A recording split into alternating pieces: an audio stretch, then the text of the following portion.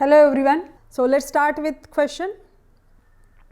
मैंने यहाँ पे एक क्वेश्चन लिया है D cube Y by D X square minus 6 D square Y by D X square plus 11 D Y by D X minus 6 Y is equal to 0। जैसे हम देख रहे हैं यहाँ पे हायर ऑर्डर डेरिवेटिव्स इंक्लूडेड है, कॉन्स्टेंट्स इंक्लूडेड है, हर एक डेरिवेटिव की पावर भी एक ही है। सो ये इट्स अ रिक्वायर्ड इक्वेशन।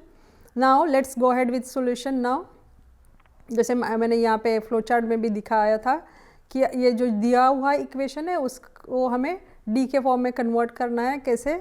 यहाँ पे डी क्यूब की थर्ड ऑर्डर डेरिवेटिव है, so that's why I have use we can use for this one D cube. ये सेकेंड ऑर्डर है तो इसके लिए हम डी स्क्वायर यूज़ करेंगे। यहाँ पे जो है सिर्फ d Y by D x है तो यहाँ पे सिर्फ डी यूज़ करेंगे। So I have just replaced it. तो मुझे ये पूरा फंक्शन एफ ऑफ डी का मैंने कन्वर्ट कर लिया और इसको मैंने equation 1 I have labelled it here.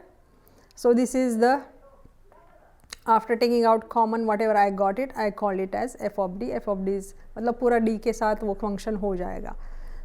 Now next step is I have to find the auxiliary equation. Auxiliary equation कैसे निकालेंगे? सेम इक्वेशन वही जो हमने डी के फॉर्म में निकाला है उसी में हम सिर्फ instead of D we will keep it M. तो हमारा इक्वेशन कुछ इस प्रकार हो जाएगा। मैंने सिर्फ डी को एम के साथ रिप्लेस किया हुआ है तो ये हो गया मेरा second equation. I called it. Now next step is we have to simplify this equation. If you see it here it is in cubic form. Cube form में आ चुका है, इसको हमें सिंप्लीफाई करना है। तो सबसे पहले हम कैसे सिंप्लीफाई करते हैं? We have one method for it, we call it as hit and trial method. Hit and trial method मतलब हमें इसके रूट्स निकालने हैं। कैसे निकालेंगे? मैंने बोला इसको हम हिट एंड ट्रायल मेथड से करेंगे। तो ये मेथड क्या होता है? जैसे हम इसका नाम ही है ट्रायल मेथड। तो ट्रायल मतलब हमें इसमें we have to substitute different values. We have to any values like 1 2 1 -1 2 but what you have to see it here, after placing that value, after substituting that value, you should get 0. The thing is it should satisfy the equation. It should give you 0. Right hand side के साथ match होनी चाहिए इसकी value. जैसे कि मैं यहाँ पर अगर एक वैल्यू इसकी रख देती हूँ तो मुझे ये कुछ इस पर I will get something like this which is definitely not equal to 0, right. So मेरा सब्सटीट्यूशन मतलब 1 m is equal to 1 if I will keep it I will get this is which is not 0. So we will not go with this one.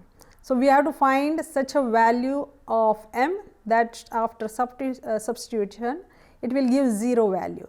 So if you see here, if I will keep value m's value अगर मैं 2 रख देती हूँ यहाँ पे तो मुझे इसका आंसर 0 आने वाला है। like 2 cube minus 6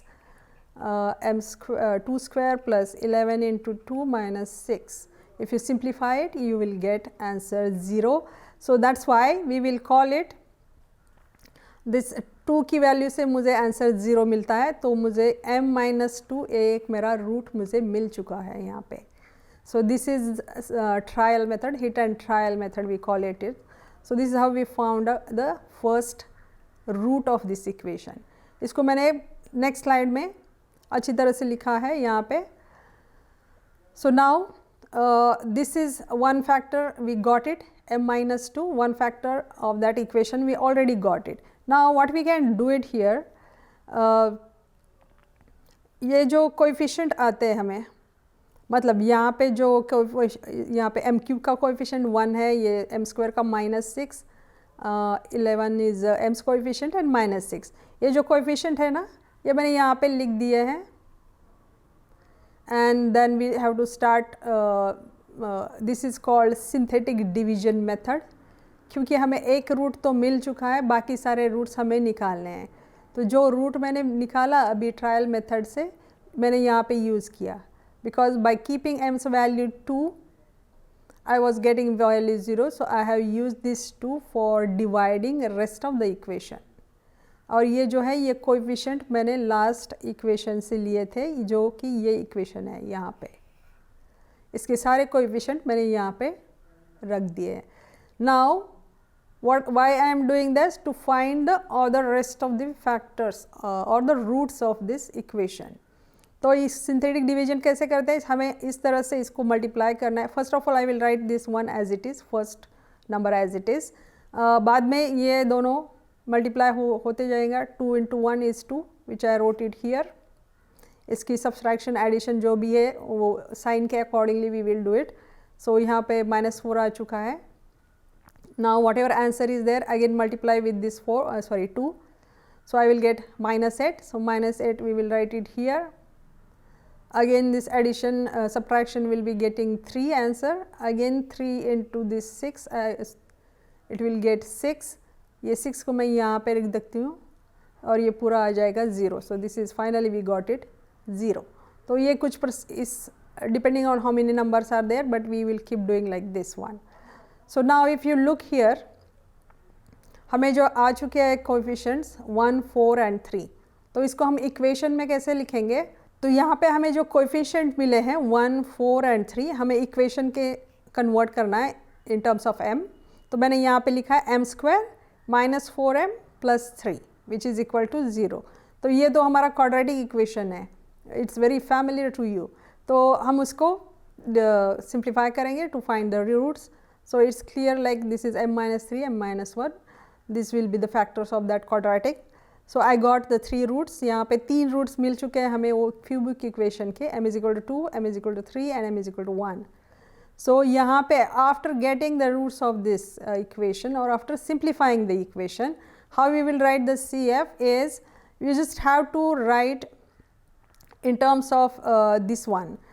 Whatever we get this coefficient, we will be writing in terms of like e to the power. Like for example here m is equal to 1. So C1 is nothing but the constant C1 into e to the power 1x. 1 we don't write it, so we just wrote e to the power x. यहाँ पे m is equal to 2 है. 2 के लिए भी एक लिख लेंगे और एक टर्म ऐड हो जाएगी C2 into e to the power 2x. So यहाँ पे 2x हमने ले लिया. Now m is equal to 3. So for that we will be adding this term which is C3 into e to the power 3x. So depending on what number, what m's value we are getting, we will be writing that one. For example, if what I get my m is equal to -2. So I would write like something like this, e raised to -2x. So that's the thing.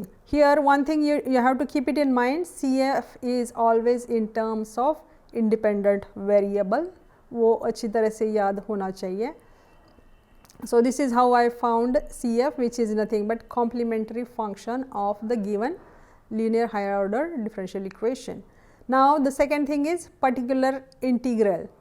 Particular integral कैसे find है? दोनों चीज़ें important है solution to find the general solution. एक तो complementary function and particular integral. एक part तो हमारा हो चुका है यहाँ पे. Now we will go for second part which is particular integral. Particular integral हम कैसे करते हैं? It's 1/, this is the formula for it. This is one of the way to find particular integration. इसके बाकी के सारे मेथड्स हम बाद में पढ़ेंगे इसको डिटेल्स में, लेकिन यहाँ पर मैंने जो बताया है वो एक कॉमन मेथड है जिससे हम पर्टिकुलर इंटीग्रल निकालते हैं, which is 1/fd into RHS. RHS ये किसका? जो गिवन इक्वेशन है उसका RHS हम यहाँ पे ले लेंगे. गिवन इक्वेशन का RHS हमें 0 दिया था, तो हमने डायरेक्टली इसको ले लिया ऐसे ही. और हमारा जो f(d) था वो हमने यहाँ पे लिख दिया, जैसे मिला था वैसे ही लिख दिया. So since we are multiplying with 0, obviously we will get pi is equal to 0. तो हमारा हमें पर्टिकुलर इंटीग्रल भी मिल गया और CF भी हमें पहले ही निकाला था, तो उसके वैल्यू हम इसमें डाल देंगे y is equal to CF plus pi. तो ये if you place this value we will get this equation in terms of y. So this is nothing but the general solution, or we call it as a complete solution. So the steps are very simple, which we have to follow it. Like given equation, convert it. I will just brief it quickly. Given equation we will write it in terms of d. d किस लिए है कि differential second order है, third order, depending on that you will be using d square d cube. उसको निकालने के बाद हम निकालेंगे auxiliary equation, which just substituting instead of d substitute m. तो ऑक्सिलरी इक्वेशन को सिंप्लीफाई करना है, उसके रूट्स निकालने, वैल्यूज़ निकालने। Once you get the values, उसको CF में आपको CF में डाल देने in format of C1 plus C2 and e to the power something. After that you find the particular integral by using the formula 1 upon FD into RHS, and then after getting PI, वो CF और PI दोनों को आपको मिलाना है to get the Y value.